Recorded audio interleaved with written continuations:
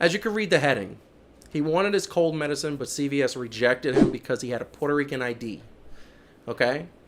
And this was just a regular college student in Indiana, clearly Puerto Rican in heritage. He was from Puerto Rico. By the way, Puerto Rico, anybody who ever questions this, but I've actually legitimately had people ask me, hey, is Puerto Rico, or if you're Puerto Rican, are you an American citizen? You are absolutely an American citizen if you are born and live in Puerto Rico. So CVS has apologized. Basically, a student went to go get his cold medicine, was feeling under the weather, and he was rejected.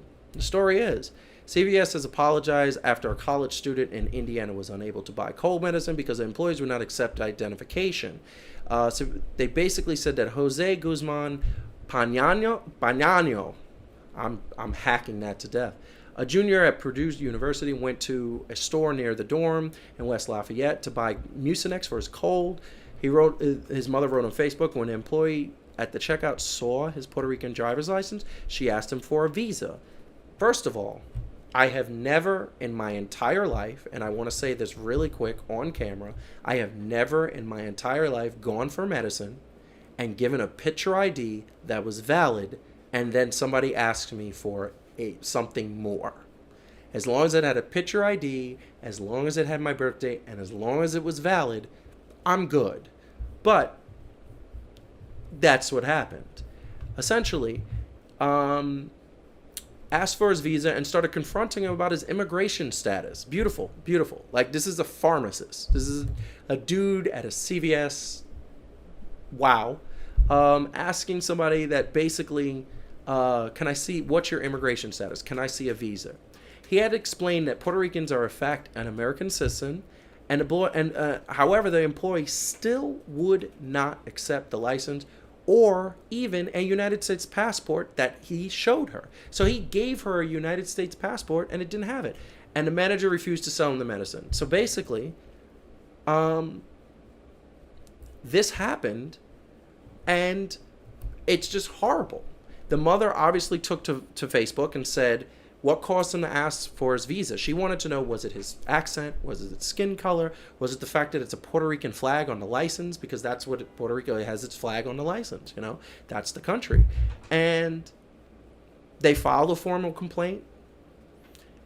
The pharmacy didn't, it wasn't until Sunday night that the pharmacy responded. And this happened like a week ago. Like this, you would think they would be a little bit more on it to say, no, this wasn't, that person made a mistake, because clearly that person made a mistake. And immediately, the only thing I can say is that they apologized, and immediately happened. And essentially, it was called an isolated incident. So they recognized in that article that essentially the Puerto Rico's driver's license is a valid form of ID. Guess what? In the moment, did not help the person, because he didn't get his medicine that night. And at the end of the day, I don't know if anybody has been to Indiana. I have. It's not exactly a CVS or a Rite Aid on every corner like there is in New York.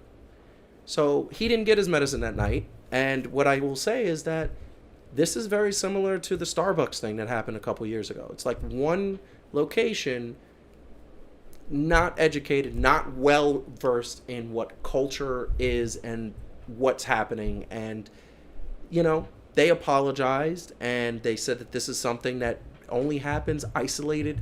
But does it, or is it just that people haven't really reported it?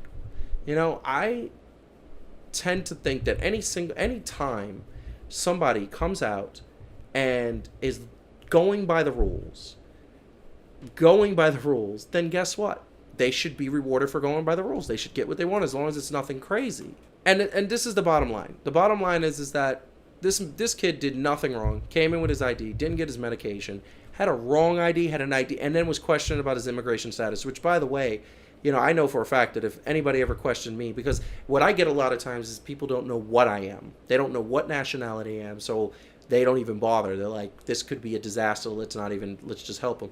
But I've had a couple situations, mostly with law enforcement, where guess what? They look at me and they say, so, do you speak English? I've been a smart behind a couple of times where I say, no comprende, no. And I'm just being very like wrong at that point. But at the end of the day, I do speak English, and they're like, wait, you could speak English? I'm like, yes. And the fact that you asked me if I could speak English is kind of insulting, but that's okay. You know, I get it. You needed to ask questions. So, but this is what happens. This is what happens when it happens. It says, no, Joseph, of course he would have gotten medicines. He's a tourist from Germany. He's white. Well, that's the point, you know? That's the point. Like, that's the point. We're in a age in society where racism is still very much existing. It still happens with friends of mine. It happens with people that I've known, conversations I've had. It happens from black to black. It happens from black to white to black, to Hispanic, to everything else. It's Jewish to black, Jewish to white, Jewish to Hispanic. It just happens. It happens, and it's something that, you know, you would have thought 50 years later we wouldn't be dealing with this, but this is happening, and it happens because people are not educated. They don't understand that, you know, brown doesn't necessarily mean Middle East. I go through the airport check-ins. I always get stopped. I always get asked, you know, what country are you from? And I have a United States passport. And I say, I'm from this country. I was born in Columbia, South Carolina. Like, they don't get more American than that. And that's what happens all the time. That's what happens all the time. Hope you enjoyed that last video. Hop on over to statusquo.com where you can sign up for our email list and become a member for as low as $5 to $10 a month. Membership is how we grow. That's statusquo.com/join. And remember, join our email list so we can grow the revolution with you.